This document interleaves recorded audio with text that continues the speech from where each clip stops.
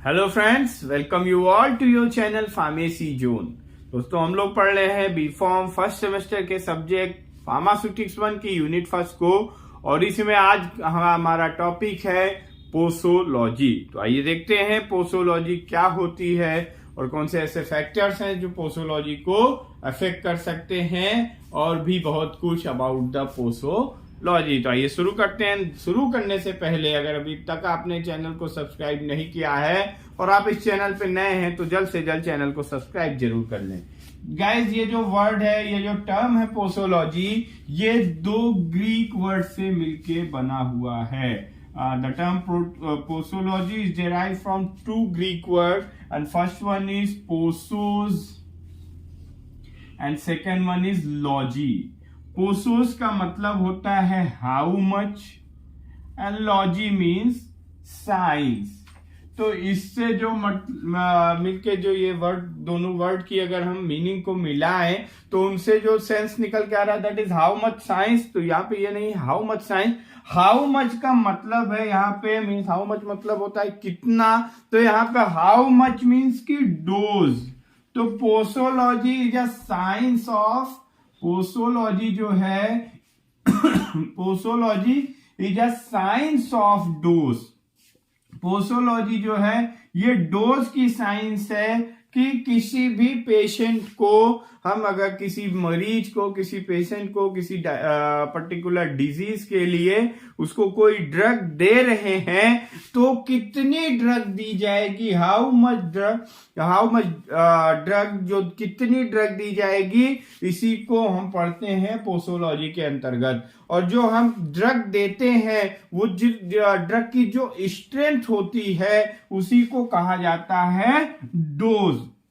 Dose क्या होती है? Dose is the quantitative amount. Quantitative amount means अगर हम किसी को 100 mg दे रहे हैं तो उसे that is the dose of that particular drug. अगर मान लीजिए किसी पेशेंट को हम 500 mg पैरासीटामोल दे रहे हैं तो पैरासीटामोल ड्रग हो गई हमारी और डोज क्या हो गई? 500 mg मीन्स की जो स्ट्रेंथ दी जाती है।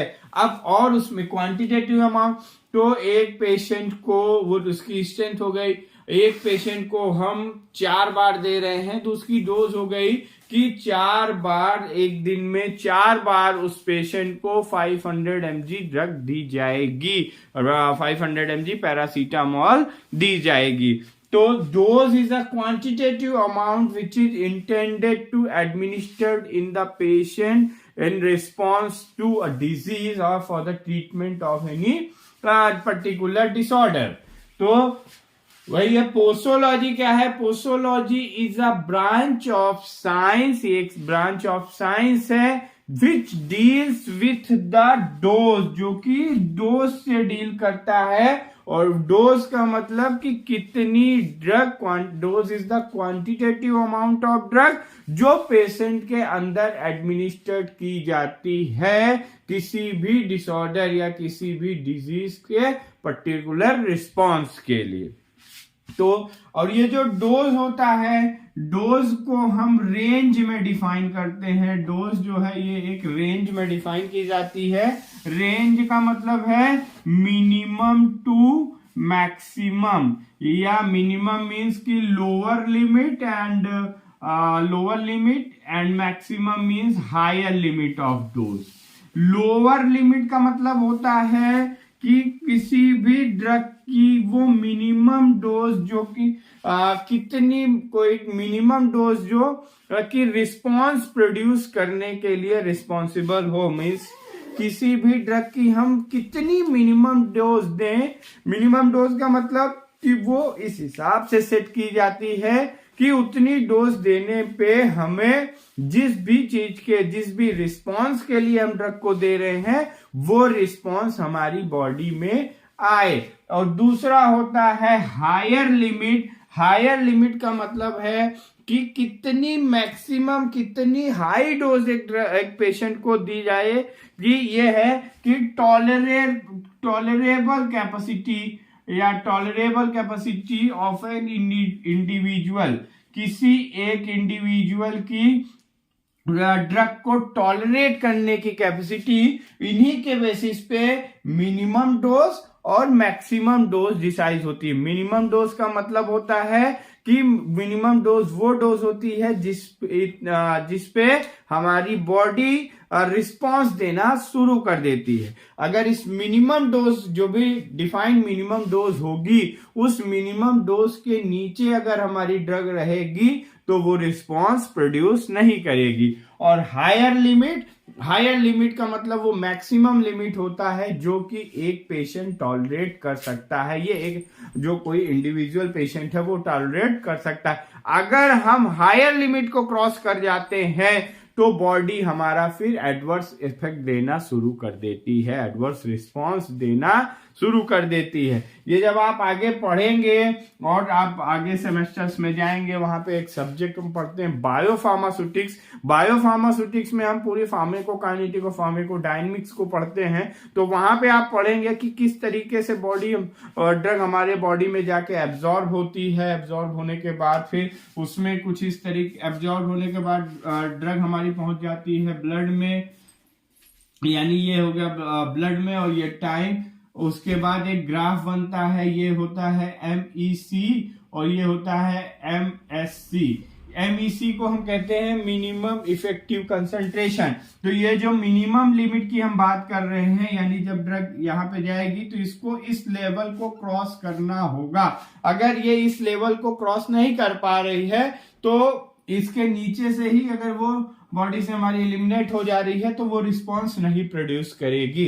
तो इस लेवल को क्रॉस करना होगा। और ये है ये, फिर तो ये जो इसका लेवल है, इसी से हम लोअर लिमिट, किसी भी ड्रग की लोअर लिमिट को डिसाइड करते हैं। और ये जो MSC है, यानी ये है मैक्सिमम सेफ कंसंट्रेशन। यहां तक ड्रग हमारी सेफ है। अगर इस लेवल को क्रॉस कर जाएगी तो वो एडवर्स इफेक्ट, टॉक्सिक इफेक्ट देना शुरू कर जाएगी, यानी कि बॉडी में हार्मफुल इफेक्ट देगी। तो ये इस लिमिट को हम क्या कह सकते हैं, ये हो गई आपकी मिनिमम लिमिट और ये हो गई आपकी हायर लिमिट। तो इसी हिसाब से हम ड्रग डोज को डिजाइन करते हैं। तो आज हमने देखा कि पोसोलॉजी क्या होती है। Posology is a branch of science in which we study about the dose or quantitative administration of a drug in a patient for the treatment of particular disorder or particular disease। और dose जो होती है उसको हम एक range में define करते हैं। रेंज होती है मिनिमम टू हायर लिमिट। अब हम देखते हैं कि कौन कौन से फैक्टर्स हैं जो कि हमारी पोसोलॉजी को अफेक्ट कर सकते हैं। फैक्टर्स का मतलब कौन से ऐसे फैक्टर्स हैं जो ड्रग डोज को या उसकी, जिनसे कि ड्रग डोज या उनकी स्ट्रेंथ पे इफेक्ट पड़ सकता है। तो फैक्टर्स अफेक्टिंग पोसोलॉजी। तो यहाँ पे कुछ इंपॉर्टेंट जो फैक्टर्स हैं वो मेन 10 फैक्टर्स हैं, 10 तरीके के फैक्टर्स हैं जिनके बारे में हम डिस्कस करेंगे। तो सबसे पहला है age and weight. Second one is sex. Third one is route of administration.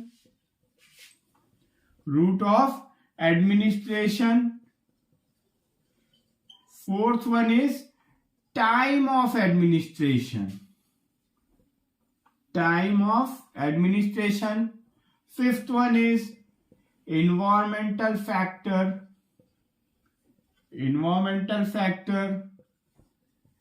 Sixth one is pathological condition.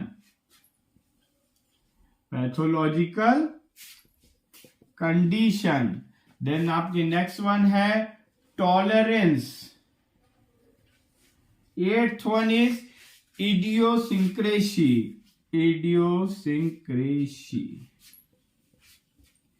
9th one is allergy, and last one is tachyphylaxis. टैकीफाइलेक्सिस। ये टोटल 10 तरीके के कुछ इंपॉर्टेंट फैक्टर्स हैं जो कि हमारे डोजेस को या डोज स्ट्रेंथ को अफेक्ट कर सकते हैं, या ओवरऑल हम कहें तो ये हमारी पोसोलॉजी को अफेक्ट कर सकते हैं। अब एज और वेट के हिसाब से अगर हम देखें तो एज और वेट के हिसाब से, एज को अगर हम कैटेगराइज करें तो एज के हिसाब से किसी भी पर्टिकुलर जो ह्यूमन बींग्स हैं उनको 3 कैटेगरीज में रखा जा सकता है: पीडियाट्रिक्स, एडल्ट्स एंड जेरियाट्रिक्स। तो अगर कोई पीडियाट्रिक, यानी पीडियाट्रिक का मतलब है वो चिल्ड्रन है, इन्फेंट्स है, यानी बच्चा है, तो जो पीडियाट्रिक्स होते हैं, जो पीडियाट्रिक पेशेंट्स होते हैं, यानी जो बच्चे होते हैं, उनके ऑर्गन सही तरीके से डेवलप नहीं हो पाते हैं। तो अगर सही तरीके से डेवलप नहीं हो पाएंगे तो वो हमारी जो ड्रग एडमिनिस्ट्रेट की जाएगी उस ड्रग के फेवर में सही ढंग से रिस्पॉन्स नहीं कर पाए। जैसे लीवर है, लीवर का काम क्या है? मेटाबॉलिज्म। इंटेस्टाइन है, स्टोमच है, इसका काम क्या है? एब्जॉर्प्शन। किडनी का काम क्या है? एक्सक्रीशन। तो अगर अब सबसे पहले फार्मेकोकाइनेटिक पैरामीटर्स होते हैं, फार्मेकोकाइनेटिक पैरामीटर्स होते हैं। फार्मेकोकाइनेटिक जो मेन, फार्मेकोकाइनेटिक का मतलब होता है कि what body does to the drug, body हमारे ड्रग के को कैसा रिस्पांस देती है। तो इसमें 4 आपके पैरामीटर हैं, ADME: absorption, distribution, metabolism and excretion. सबसे पहला है एब्जॉर्प्शन। जब एब्जॉर्प्शन सही होता है, हमने किसी भी कोई ड्रग लिया, उसको ओरल इंटेक किया, ओरल इंटेक करने के बाद ड्रग हमारी जाके एब्जॉर्ब होती है, एब्जॉर्ब होने के बाद वो पहुंचती है ब्लड में। तो एब्जॉर्प्शन जो होता है वो इंटेस्टाइन्स में होता है, डाइजेस्टिव ट्रैक्ट, जीआई ट्रैक्ट से, गैस्ट्रोइंटेस्टाइनल ट्रैक्ट से होती हुई ड्रग हमारी पास होती है और जाती है इंटेस्टाइन में, जहां पे एब्जॉर्प्शन होता है। तो अगर कोई पीडियाट्रिक पेशेंट है, उसका सही ढंग से जो ऑर्गन डेवलप नहीं हुए हैं, तो उनका एब्जॉर्प्शन अफेक्टेड होगा। तो अगर एब्जॉर्प्शन अफेक्टेड होगा तो हम उसमें पीडियाट्रिक पेशेंट में कुछ मिनिमम डोज देते हैं। एडल्ट्स में जो होते हैं, एडल्ट्स के ऑर्गन पूरी तरीके से मैच्योर होते हैं, पूरी तरीके से डेवलप्ड ऑर्गन होते हैं, तो एडल्ट डोज, इनका जो फार्मेकोकाइनेटिक फीचर्स होंगे, फार्मेकोकाइनेटिक प्रोसेस होगी, वो डिफरेंट होगी, तो इनमें ड्रग डोज अलग होगी। और सेम एज जीरियाट्रिक्स में भी जो उनका जो ऑर्गन कंडीशंस होती है, ऑर्गन स्लो वर्क करने लगते हैं, तो यहाँ पे भी ड्रग डोजिंग अलग तरीके से की जाती है। तो एज एंड वेट एक इंपॉर्टेंट फैक्टर है जिससे कि हमारा पोसोलॉजी पे इफेक्ट पड़ता है। देन आते हैं सेक्स पे। सेक्स में क्या, अब सेक्स के, अगर हम सेक्स के बेसिस पे पेशेंट को कैटेगराइज करें तो मेल एंड फीमेल। अब मेल एंड फीमेल के में कंपेयर करें तो फीमेल्स को मेल के कंपैरिजन में स्लोअर डोज दी जाती है, कम डोज दी जाती है, क्योंकि फीमेल्स में जो फैट कंटेंट होता है वो एज कंपैरिजन टू मेल्स के ज्यादा होता है। तो फैट कंटेंट ज्यादा होने की वजह से उनका एब्जॉर्प्शन अफेक्टेड होगा। इस वजह से हम यहाँ पे ड्रग डोज जो देते हैं वो कम देते हैं। और फीमेल्स में जैसे मेंस्ट्रुएशन साइकिल जब चलती है तो वहां पे उनके बॉडी में कुछ हार्मोनल इम्बैलेंस हो जाता है, जिसकी वजह से हमारा ड्रग का जो एब्जॉर्प्शन है, जो फार्मेकोकाइनेटिक्स है, वो अफेक्ट हो सकता है। लैक्टेशन के समय पे और उसके साथ साथ प्रेगनेंसी के समय पे उनके बॉडी में कुछ चेंजेस हो जाते हैं, जहां पे हमारी ये पोसोलॉजी अफेक्टेड होती है। Next one is route of administration. Route of administration भी एक इंपॉर्टेंट फैक्टर है, जहां पे पेशेंट के अंदर जो भी ये अगर रूट के बेसिस पे पेशेंट की डोजेस और डोज स्ट्रेंथ चेंज हो जाती, यानी पोसोलॉजी चेंज हो जाती। तो रूट को हम अगर कैटेगराइज करें तो जो रूट की स्ट्रेंथ है वो डिक्रीजिंग ऑर्डर में कुछ इस तरीके से है IV। अगर आप IV देते हैं, IV मीन्स है इंट्रावेनस। अगर पेशेंट में हम ड्रग इंट्रावेनस यानी वेन्स के थ्रू जब हम ड्रग को एडमिनिस्टर करते हैं उसको कहते हैं इंट्रावेनस। इंट्रावेनस में 100% एब्जॉर्प्शन होता है। जो एब्जॉर्प्शन सबसे ज्यादा होता है वो किसमें होता है? इंट्रावेनस में, क्योंकि यहां पे जो ड्रग है हमारी डायरेक्ट ब्लड में दी जाती है। तो ब्लड में डायरेक्ट पहुंच गई यानी एब्जॉर्प्शन क्या होता है कि ड्रग का ब्लड में पहुंचना। तो IV में डायरेक्ट ड्रग हमारी ब्लड में पहुंच गई तो यानी इंट्रावेनस का एब्जॉर्प्शन 100% होता है। देन सबसे अच्छा एब्जॉर्प्शन IV में। उसके बाद IM मीन्स इंट्रामस्कुलर। IM में भी एब्जॉर्प्शन अच्छा होता है but as comparison to intravenous यहां पे स्लोअर एब्जॉर्प्शन होता है, क्योंकि जो ड्रग है वो मसल्स में दी जाती हैं तो मसल्स से फिर वो एब्जॉर्ब होके, और कुछ मसल्स होती हैं जो हाई वेस्कुलर मसल्स होती हैं, कुछ मसल्स की वेस्कुलरिटी कम होती है तो उनका एब्जॉर्प्शन उस हिसाब से वेरी करता है। देन आता है हमारा सबक्यूटेनियस। सबक्यूटेनियस मीन्स ये क्या है? Cutaneous is a layer of skin, और ये क्यूटेनियस जो है ये डीपेस्ट लेयर ऑफ स्किन है। स्किन की सबसे लोअर लेयर या डीपेस्ट लेयर है। तो उसमें जब हम देते हैं तो यहाँ पे एक्स्ट्रावेस्कुलर टिश्यूज में डक जाती है, फिर वो एब्जॉर्ब होकर पहुंचती है कहाँ? ब्लड में। And last one is oral. सबसे अच्छा एब्जॉर्प्शन IV में। तो IV में अगर हम लो डोज भी दे रहे हैं तब भी वो इफेक्ट आएगा, क्योंकि मान लीजिए अगर हम कोई ड्रग की 0.25 mg दे रहे हैं IV से तो हमें IM में और सबक्यूटेनियस में लगभग 0.5 के देना होगा और ओरल में 1 और 2 के देना होगा, क्योंकि यहाँ पे और भी बहुत सारे फैक्टर्स इन्वॉल्व हो जाते हैं कि जो एब्जॉर्प्शन कई फैक्टर्स में होता है, कई स्टेप्स में इन्वॉल्व होते हैं, तो वहां पे कुछ ड्रग लॉस भी होता है। तो इस वजह से आप अभी बस इतना समझें कि जो सबसे बढ़िया एब्जॉर्प्शन होता है वो IV में, फिर IM, फिर सबक्यूटेनियस, फिर ओरल में। तो इनके बेसिस पे उसका ड्रग डोजिंग भी चेंज हो जाएगी, और ड्रग डोजिंग चेंज हो जाएगी तो यानी पोसोलॉजी को ये अफेक्ट करेंगे। नेक्स्ट है आपका टाइम ऑफ एडमिनिस्ट्रेशन। अभी हमने बताया कि GI ट्रैक्ट यानी गैस्ट्रो इंटेस्टाइनल ट्रैक्ट।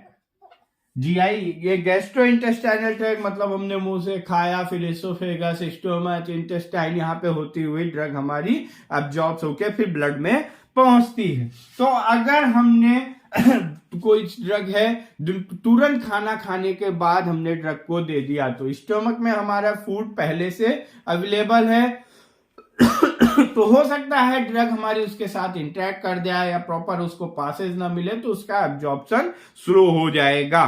तो ये टाइम ऑफ एडमिनिस्ट्रेशन भी देखना होता है कि कुछ दवाएं होती हैं जो खाने के पहले ली जाती हैं, खाने के बाद ली जाती हैं, खाने के इतने समय बाद ली जाती हैं। ये डिपेंड करता है अलग अलग ड्रग के कैरेक्टरिस्टिक्स पे, जिससे कि उनकी पोसोलॉजी पे किसी तरीके का इफेक्ट ना पड़े। अब जैसे आयरन है तो आयरन की जो टेबलेट्स हैं ये खाने के साथ ही दी जाती हैं ताकि वो फूड के साथ मिक्सअप होके एब्जॉर्ब हो जाती हैं। क्योंकि वो गैस्ट्रिक इरिटेशन या गैस्ट्रिक हेमरेज काज करती हैं। तो उस इरिटेशन को कम करने के लिए हम आयरन की जो टेबलेट्स होती हैं उनको फूड के साथ ही देते हैं। और नेक्स्ट आता है आपका इन्वायरमेंटल फैक्टर। इन्वायरमेंटल फैक्टर में मेजर हम जो देखते हैं वो है day and night. Day and night, दिन और रात। डे जो होता है, दिन का जो समय होता है, जब दिन में सूरज की रोशनी अच्छी होती है तो इसको कहा जाता है कि यहां पे इस समय हमारी बॉडी स्टिमुलेट रहती है, यानी कि एनर्जेटिक रहती है। स्टिमुलेट और एनर्जेटिक क्यों रहती है कि डे लाइट में हमारी बॉडी में सेरोटोनिन का रिलीज अच्छा होता है। सेरोटोनिन का रिलीज अच्छा होता है, बढ़ा रहता है। सेरोटोनिन एक न्यूरोट्रांसमीटर है और सेरोटोनिन का रिलीज होने की वजह से हमारी बॉडी एनर्जेटिक रहती है। बॉडी एनर्जेटिक रहती है तो एब्जॉर्प्शन अच्छा होता है। वहीं पे नाइट का जो समय होता है वो सेडेशन का समय माना जाता है, क्योंकि देखिए रात में आपको ऑटोमेटिक नींद आने लगती है। तो रात में डार्कनेस, नाइट मीन्स ये डार्कनेस जो सेडेशन का समय होता है, इसीलिए कुछ सिडेटिव ड्रग या जो हिप्नोटिक ड्रग होती हैं, जो नींद की दवाएं होती हैं, वो रात के समय में ही दी जाती हैं। तो इन्वायरमेंटल फैक्टर की वजह से भी पोसोलॉजी अफेक्टेड होती है। And next one is pathological condition. Pathological condition का मतलब होता है disease state of the patient. अब ये जो फार्माकोकाइनेटिक पैरामीटर है, एब्जॉर्प्शन है, डिस्ट्रीब्यूशन है, मेटाबॉलिज्म है, एक्सक्रीशन है। एब्जॉर्प्शन जो हो रहा है वो हमारा हो रहा है आपका जीआई गैस्ट्रोइंटेस्टाइनल यानी डाइजेस्टिव ट्रैक्ट, मेन एब्जॉर्प्शन जो होता है इंटेस्टाइन्स में होता है। तो अगर किसी पेशेंट के कुछ को डाइजेस्टिव कोई बीमारी है तो एब्जॉर्प्शन सही नहीं होगा तो फिर हमारी ड्रग सही रिस्पॉन्स नहीं करेगी। उसके लीवर प्रॉपर फंक्शन नहीं कर रहा है तो ड्रग मेटाबोलाइज नहीं होगी। अगर किडनी सही वर्क नहीं कर रही है तो एक्सक्रीट आउट नहीं होगी। तो पेशेंट को कोई भी ड्रग प्रिस्क्राइब करने से पहले डॉक्टर ये चेक करते हैं, जो फिजिशियंस होते हैं वो ये देखते हैं कि उसकी डिजीज कंडीशन क्या है, क्योंकि डिजीज कंडीशन की वजह से भी पेशेंट में इफेक्ट आ सकता है। नेक्स्ट है टॉलरेंस। टॉलरेंस का मतलब होता है कि एक जो कोई पेशेंट है वो कितनी ड्रग को टॉलरेट कर सकता है। तो टॉलरेंस दो तरीके का होता है, true tolerance and pseudo tolerance. True tolerance जो होता है, यहां पे ट्रू टॉलरेंस का मतलब होता है कि कई बार जो ड्रग पेशेंट को लार्ज डोज देने से या उसके अंदर एक तरीके का हम कहें तो रेजिस्टेंस डेवलप होता है, रिस्पांस नहीं आ पाता, उसी को कहा जाता है टॉलरेंस की कितनी ड्रग दी जाए जिसको पेशेंट टॉलरेट कर सके। और जो ट्रू टॉलरेंस है ये पेरेंट्रल का मतलब है parenteral it's a type of route of administration, जो अभी हमने IVIM बात की। पेरेंट्रल का मतलब होता है अदर देन इंटेस्टाइनल रूट या आउटसाइड इंटेस्टाइन रूट। तो पेरेंट्रल ट्रू टॉलरेंस जो डेवलप होता है ये due to parenteral and oral route की वजह से, और स्यूडो ओनली ओरल रूट की वजह से ये प्रोड्यूस होता है। नेक्स्ट वन इज आपका इडियोसिंक्रेसी। इडियोसिंक्रेसी को हम ये एक तरीके की ये एलर्जिक कंडीशन ही है। It's a type of allergy का मतलब है कि कई पेशेंट को अलग अलग दवाओं से कुछ एलर्जी हो जाती है। मींस ये इंडिविजुअल पेशेंट के हिसाब से उसमें कुछ ड्रग का जो उसका डिफाइंड रिस्पॉन्स है, जो उसका कैरेक्टरिस्टिक फार्माकोलॉजिकल रिस्पॉन्स है, उसके अलावा कुछ रिस्पॉन्स आ जाता है, उसे ही कहते हैं इडियोसिंक्रेसी। जैसे कि कुछ पेशेंट्स में आपके जो ये एस्पिरिन है वो गैस्ट्रिक इरिटेशन कॉज कर देती है, और कुछ में जैसे पेनिसिलिन है वो कुछ टॉक्सिक रिस्पॉन्स है। मतलब कि कोई ड्रग आप किसी पेशेंट को दे रहे हैं और वो बॉडी में किसी तरीके का कोई एडवर्स इफेक्ट दे या साइड इफेक्ट दे पर्टिकुलर पेशेंट में, तो उसे हम कहते हैं इडियोसिंक्रेसी। एलर्जी का मीन्स है कि कुछ ये पेशेंट कुछ दवाओं के पर्टिकुलर किसी दवा से पेशेंट को एलर्जी होती है। जैसे कुछ पेशेंट्स में अगर पेनिसिलिन दी जा रही है तो वो बहुत फास्ट उनके बीपी यानी ब्लड प्रेशर को लो कर देती, जबकि सभी पेशेंट में ऐसा नहीं होता है। तो जिस भी पेशेंट में हो रहा है इट मींस कि that patient is allergic with the penicillin. And last one is tachyphylaxis. Tachyphylaxis का मतलब है कि यहाँ पे हम ये देखते हैं कि अगर कुछ ड्रग हम कई ड्रग जिनको कई बार दिया जा रहा है एक शॉर्ट टाइम इंटरवल पे, मतलब जो प्रॉपर गैप है उनके बीच में वो कम हो रहा है, शॉर्ट इंटरवल में ड्रग कई बार दी जा रही हैं, तो उनका जो रिस्पॉन्स है वो डिक्रीज हो जाता है।